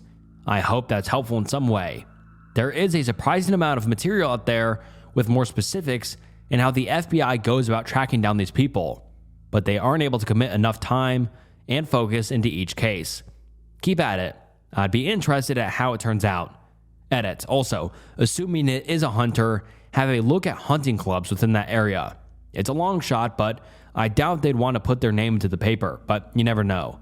They might have posted pics of legitimate stuff like a deer they've shot or something like that in a nearby area at the same time. Someone being a member of a club but living considerably further away than most would be a red flag for me. And then another commenter said, I'd like to weigh in as a bit of a devil's advocate for these murders being connected. Though I do think it's possible they are related, I see a lot of discrepancies that should be addressed. First, let's look at what facts I got from some cursory digging. The first two women, Julie and Lolly, were camping in the Shenandoah National Park. Their location was approximately 20 miles. I eyeballed it with the map I had checked. Just double checked. I have bad eyeballs. West of the stretch of the Appalachian Trail, where the other two were killed/disappeared. Their bodies were found in their campsites. They were bound and had their throats slit. The next would have been Scott. His last known contact was at Cow Camp Gap Shelter, which is a shelter along a small loop trail on the Appalachian Trail. His body was found off of this loop trail, half buried. He died of asphyxiation. The last, Chad, disappeared near the same stretch of the Appalachian Trail that Scott died. His car was left behind with his dog locked inside. His wallet turned up some months later, turned in by a hiker, and found near a poster with his face on it. So first off, there are a few major differences. The method of killing is very different between the two women and Scott. It paints a completely different picture of who did the two crimes. Whoever killed the woman took control of them and then killed them in an efficient and relatively effortless manner. Scott, on the other hand, there was no mention of being bound. Either he was subdued some other way that wasn't told to the public, or his death was a struggle. Either way, definitely a big shift in MO. And of course, with Chad, there is no body, which brings us to the next topic of conversation, the treatment of the bodies. Julie and Lolly were found in their campsite, still bound. Whoever killed them didn't care if their bodies were found, or might have even wanted them found eventually. With Scott, though, he was moved off of the trail and was buried, or at least the killer attempted to bury him. The effort put into it says the killer probably didn't want the body discovered, but they're also sloppy. Maybe they were panicked, maybe running out of time to dig deeper, dunno. Point is, why leave your first kills out in the open, then sloppily hide your subsequent ones? Then with Chad, they were the opposite of sloppy. We still don't have a body for him. The wallet revealed nothing other than that whatever happened to him almost certainly wasn't an accident, which I guess was the message behind leaving it. The dog still being locked in the car makes it unlikely he disappeared by his own will. And it also makes whoever did it probably charmed or tricked him into being vulnerable, which is yet again a different MO from the other two cases. Now, all that said, I don't have access to the police reports. I don't know things like the state of any of the bodies besides the actual cause of death, or all of what evidence they're working with on any of the cases that might help link them or further disprove any link. This is just speculation with what's available. Side note, I'm definitely suspicious of the guy who found Chad's wallet. His case in particular seems like the kind done by a killer that would then try to inject themselves into the investigation, and he just happened to find the wallet while it was still noticeably unscathed by the elements. The investigators probably thought of that and looked into it though, so whatever. So what do you think? Do you think there is a serial killer in the Appalachian Trail, or this is all happenstance? And I'm kind of leaning to the side of happenstance because yes, there was 2 murders, but they were 8 years apart, or 3 murders or whatever, but they were very, very far apart. I mean, could it be a serial killer? Yes. But could it also just be 2 separate murders with 2 separate killers? Also yes. I mean, I don't know. I thought all of the speculation by the commenters was good and by the original poster, but it was very, very interesting. This was a different Reddit thread than I usually get into in these videos, but let me know your thoughts and if you'd like to see more kind of true crime Reddit threads in the future. But yeah, I thought this one was super interesting, and yeah, I'm kind of leaning towards, I don't think they're connected. I don't think there's a serial killer, but who knows? What are your thoughts? My brother does some really creepy stuff, and I'm done with him. Originally posted on December 1st, 2016, and the post reads as follows. Well, hey Reddit, I'm desperate. My brother is really, really creepy. Like, really fucking creepy, to the point where I look at him and I have serial killer thoughts. Then I realize what I'm thinking and I feel guilty. Yesterday, for example, he picked me up at the uni and was supposed to take me to the mall because I needed to buy some things. I realized the route was different and I asked him where he was going. He didn't say anything. I kept asking where we were going because I knew we were so far away from the uni, and he was driving faster and faster, and I told him to stop, but he wouldn't. Then he casually went back to the mall. I got out of the car and said he didn't need to drive me back. He just went away. Sometimes on holidays, I'll be alone and he'll stand behind me and scare me. I told him multiple times to stop and he didn't. He's been doing it since we were kids. Sometimes I would wake up and see him standing in front of me while I slept. Last Thanksgiving, I was sleeping and woke up to him sitting on the edge of my bed, speaking French. Sometimes he'll show up at my college and ask to talk to me. I'll get out of class and then he'll just say it was nothing and go away. Sometimes I see his car parked at my boyfriend's house and I don't understand it. I'm done with him. What can I do? Too long, didn't read. My brother is creepy as fuck and I'm done. And then some relevant comments under this post. Someone said, OP, you need to start answering questions so we can help you. Questions like, where are your parents and what do they think of his behavior? Has he been evaluated? Do you ever feel threatened? Has he ever idolized you in an inappropriate way? Does he do this with anyone else? Help us out here. Give us something back. And then the OP replies to this saying, hey, I'm here. I'm sorry for not answering earlier. I ended up sleeping. Anyways, yes, when I was a little girl, I used to tell my parents about my brother going over my bedroom and scaring me. My parents would talk to him and say it's absolutely not okay to do that, but he wouldn't listen to them.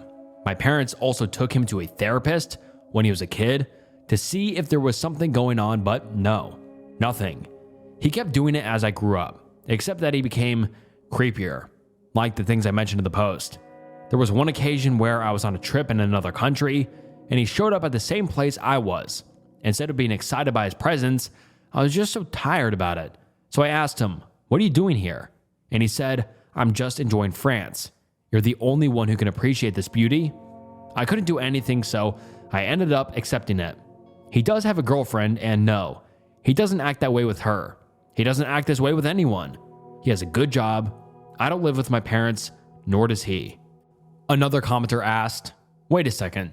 This dude shows up randomly while you're in France out of nowhere and just seems to bump into you? That's some next level shit right there, OP. Did you tell your parents about this issue in particular? And then the OP said, I did. My parents were disappointed that he was still doing that and told me they were going to talk to him. It happened in March too, not so long ago. And then the OP gave us an update on December 7th, 2016, which was 6 days later from the original post. And the post reads as follows. I talked to my parents and told them I was tired of my brother's behavior and that they should do something. Otherwise, I wouldn't be going home anymore. They said I was being too extreme and that he would stop eventually. But that shit has been going on since we were kids. And I knew he wasn't going to stop, so I gave them an ultimatum. They would talk to my brother and my brother would stop, or the three of them could have a nice life. My parents talked to him, after all. My brother refused to get evaluated at first. He was really upset. He went over to my dorm and tried to choke me. He screamed at me. Then he tried to choke me. Then he realized what he was doing and started crying and apologizing. Someone called the cops because my brother tried to commit S-word afterwards. Anyway, everything is okay now. I mean, not everything. He was diagnosed with schizophrenia. He didn't get a full written report because it's been a week and it takes time. But that was the feedback and diagnosis. I'm going to be okay. I just want to say thank you for the advice and stuff, I appreciate it a lot. And before we get into the comments of this, I just have to say that escalated super fast. I mean, luckily the brother got arrested, or not arrested, but at least we know he has something wrong with him mentally and that he's in probably the right hands now and isn't just going around freaking out his sister.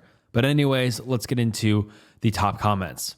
Someone asked, so how will your relationship be with your brother now? And then the OP responded saying, I'm not sure. He's just getting treatment now after 27 years and it'll be tough. Really, really tough. I'll try to be supportive of him, but I have to take care of myself too. And then someone else commented, wow, OP, you're a hero. You're the only one in your family strong enough to put your foot down about the reality of the situation, and as a result, your brother can now get the help he needs. Well done, you. Really weird things are happening to me. 22 female. Not sure if it's an elaborate prank or if I'm seriously mentally ill. Originally posted on November 24th, 2015, and the post reads as follows. Okay. I've never, ever felt the need to post here, but I feel like I'm losing my mind. I don't even know where to start. My mind is so jumbled. I guess it started 2 weeks ago at work. I work in a factory, but I don't do the labor. I'm more of a spreadsheet maker / book balancer / secretary type thing. Really informal, but it's my uncle's company and I needed a job. Yada, yada, yada. Good pay. I was sitting at my desk with nothing to do, and I hear my boss, not my uncle, just another coworker and a friend of his, go, Phil sighs as he looks at the weather. I look up like, huh? And he looks at me like, huh? He didn't say anything.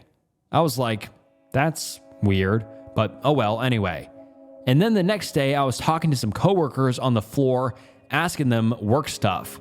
And one of them called me a bitch, but when I called him out, him and everyone else looked at me like I was insane. I apologized and we all laughed it off. Factory is loud, right? People mishear things all the time. Except I was at Walmart. I know, class. And one of the workers there was putting away stock, and I swear to God, he looked straight at me and said, the chicken was just killed. But I asked him what he meant. And I felt so bad because he looked so confused and like I was crazy. He hadn't even opened his mouth apparently. Shit like this has been happening so much. My friend even pulled me aside to ask if I was feeling okay. Small things are happening too. My boyfriend says he's making salmon for dinner. I hear him preparing salmon. I smell salmon. Then he brings it out and it's lasagna. I asked him where the salmon was and he was like, what? I said lasagna tonight and brushed it off like I'm being silly.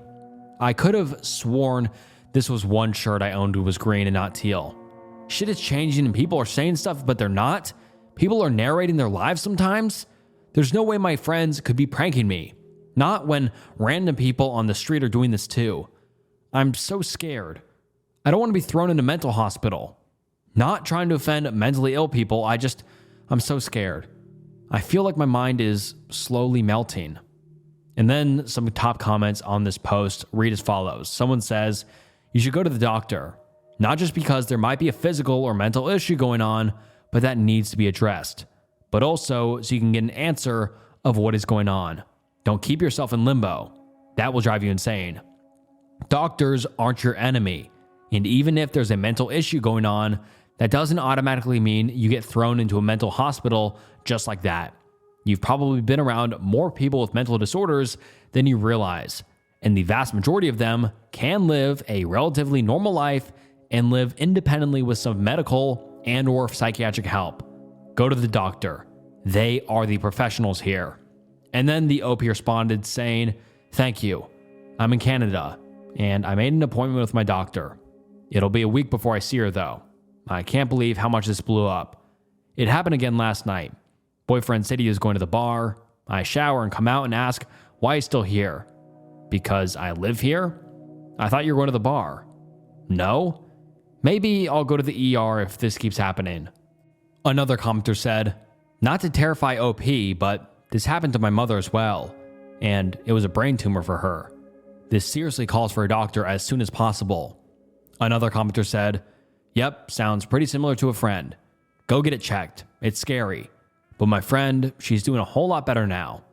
And then the OP gives us an update on November 29th, 2015, which was 5 days later. Wow. Wow. I never could have ever in my wildest imagination that my last post would get this much attention. I was on my boyfriend's Reddit account on his phone and actually saw my own post near the first page. I was floored. Then he saw what I was looking at and we had a pretty awkward conversation. Basically asked me why I posted something like that. He'd read it, but only when he saw me on the page it clicked that he saw the same username on my laptop on Reddit. He never imagined it was me. I did change some details about my life in the last post. So we talked for a long time, and finally, he said that he was taking me to emergency. I didn't want to go. I just wanted to wait for my appointment, not because I didn't think it was serious, but because I had no clue how to explain what was happening to the doctors and nurses, especially for it to warrant an emergency visit. So we went, and he was very understanding. Just asked me how much I remembered from the past couple days, stuff he said, and stuff I'd apparently heard. We were both very scared. Ha ha ha. I got to the emergency. Very slowly. I live in a smallish town, but we have a giant hospital for some reason. We're close to a lot of other towns, and they use our hospital. Close to Toronto, too. Anyway, it was slow. Just one father and a sick kid. I went in and basically had to explain what was happening, and honestly, the nurses were like, what the fuck, this bitch is crazy. But when I saw a doctor, he took me very, very seriously. It was very nice. He wrote down basically everything I said. I got some x-rays and they asked me questions. You know the whole spiel. Anyway, the point of this update was to tell you guys that I have a tumor. That's really scary right now.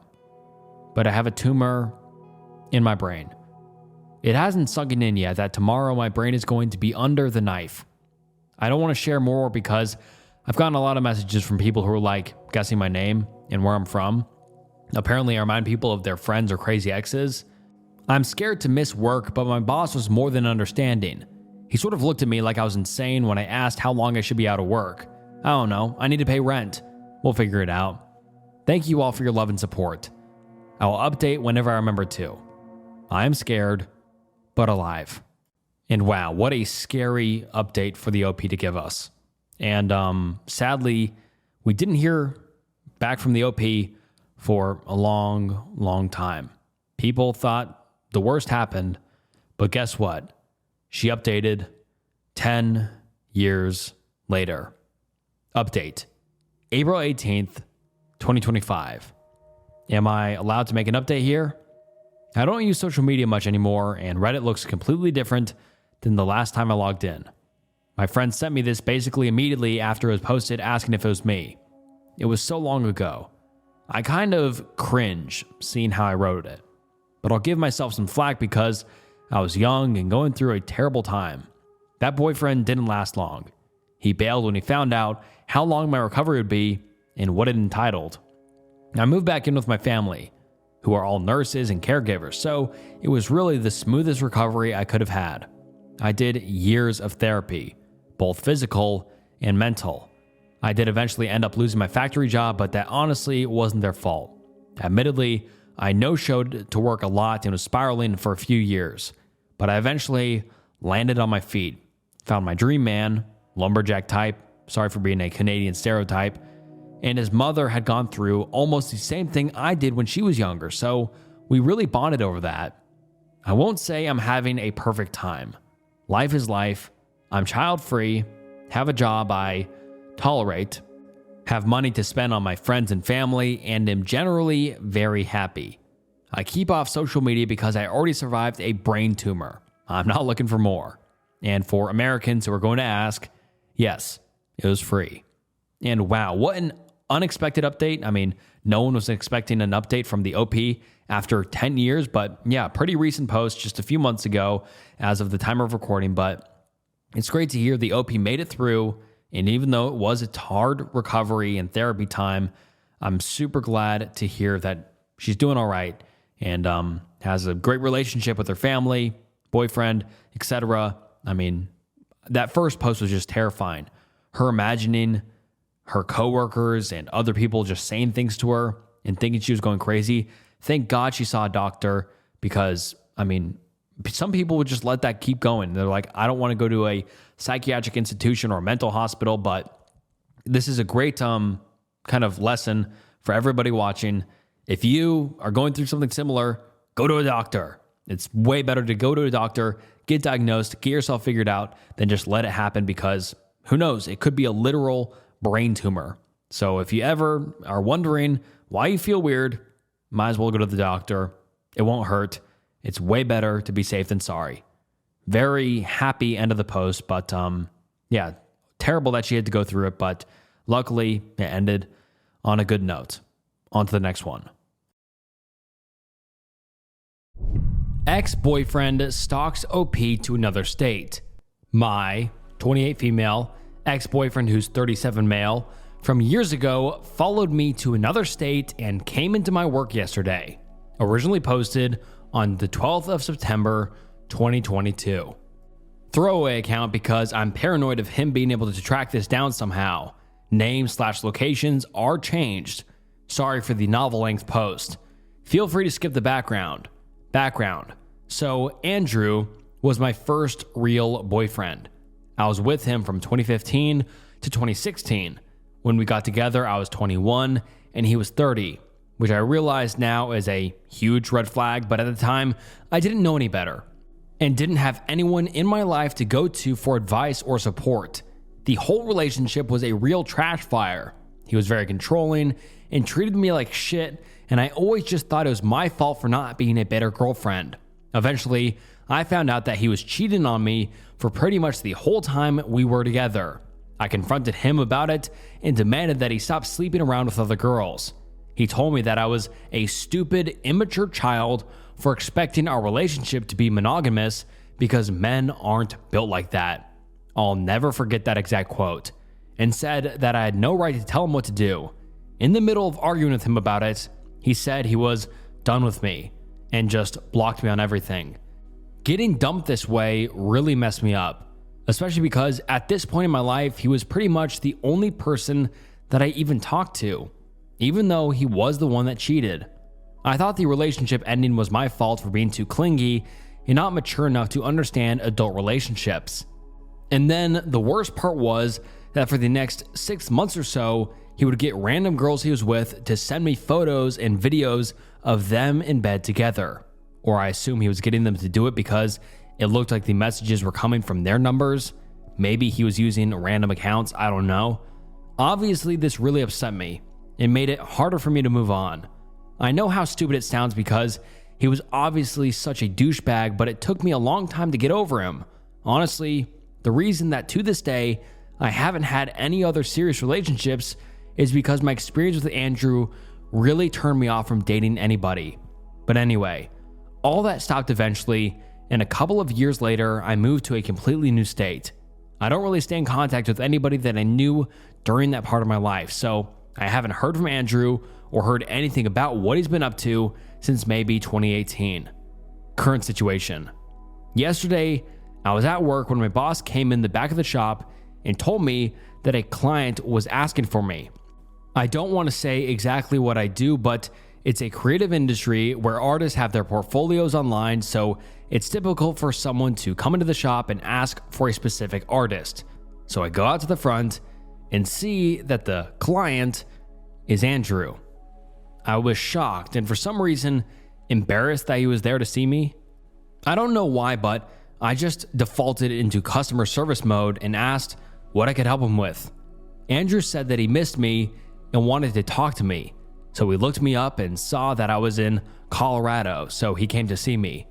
Like, he seriously said that he came all the way from Arizona to Colorado just because he saw on the internet that I worked at this shop now. So I ignored that and told him that I could help him with professional services, but otherwise I'd have to ask him to leave. Andrew kept asking, didn't I miss him? And do I have a new boyfriend now?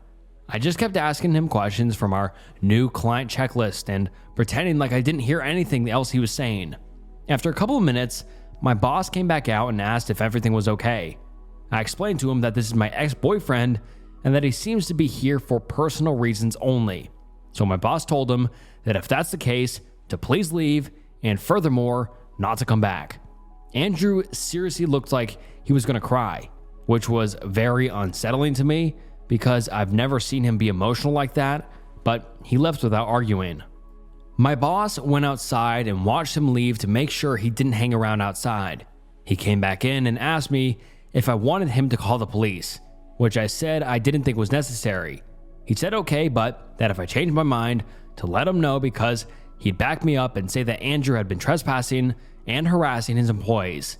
He He also had someone walk out with me at the end of my shift, but we didn't see Andrew around anywhere. I was supposed to work today, but my boss told me not to come in. He's giving me a paid day off because he wants to watch and see if Andrew comes around again looking for me. So now I'm thinking about it today and trying to decide if this is worth going to the police. I don't know what to do, and I'm not sure if I should get scared. I looked up our local laws about stalking, and I don't think it's illegal to come into someone's job one time and leave after you're asked to, so I don't think they'd care. But it might also be good to have it on the record that he did come in, just in case he does anything else. I also don't understand what the fuck he even wants. He's the one who broke up with me, and it's been almost 7 years. And then that was the end of that post, and then the OP gave us an update on October 15th, 2022. About a month ago, I posted about my ex-boyfriend showing up at my job unexpectedly. I don't think I'm allowed to link, but it's in my post history. Everyone told me I should report it to the police just in case he showed up again, but I decided not to because I really didn't think he was going to. This turned out to be a big mistake, and that's why I wanted to update you all on what happened afterwards. A week after he came into my job, I also saw my ex hanging around in the parking lot outside of my apartment building. He didn't try to talk to me or anything, but I saw him sitting in his car when I went inside. So then I called the police and told them that my ex-boyfriend was outside my apartment and that he had also showed up at my place of employment a week earlier, and that he was abusive and I was scared of him. A cop car came, and when it showed up, my ex immediately tried to run away.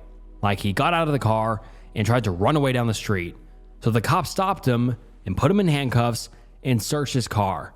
They found zip ties and a crowbar that he admitted he was planning to use to come after me. Wow, that is terrifying. So right now he's in jail, and hopefully he'll stay there. I also have a restraining order against him.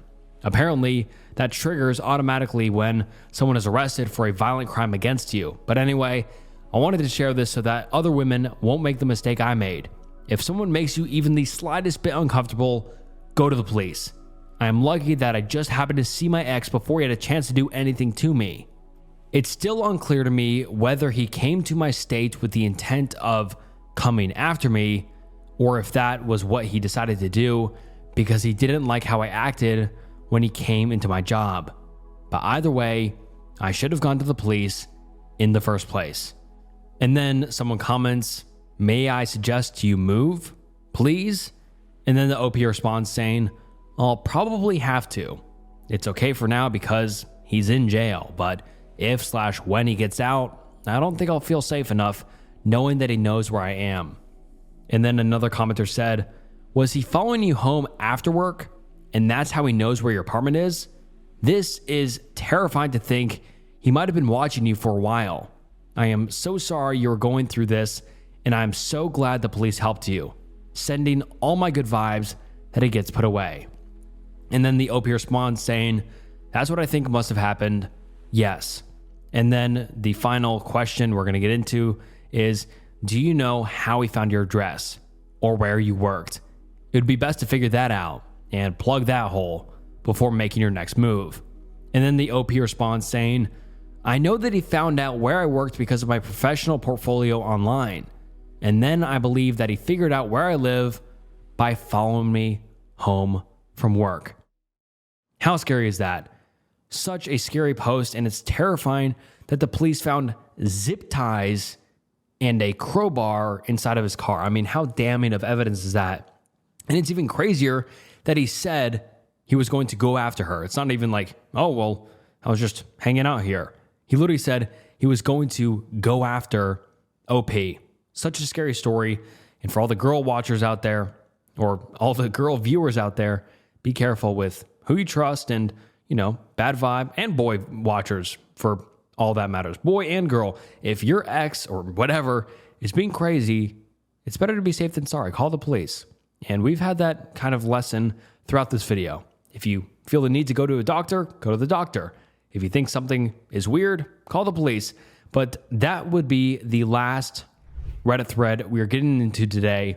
And I really enjoyed this video. I thought the cases in today's video were insane, scary, unsettling, and really, really entertaining.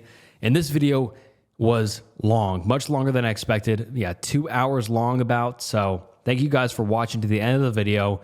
It means the world. And comment down below and let me know if you'd like to see videos like this in the future, and join our Patreon for early access to every single video and the weekly Snook Show. I appreciate all the continued support. It means the world. Please like the video and subscribe to the channel. It helps more than you know. And yeah, check out some other videos if you enjoyed this one. I'm sure you'll like other videos on the channel. And all right, enough yapping. This was Snook, and I'll see you next time. Bye.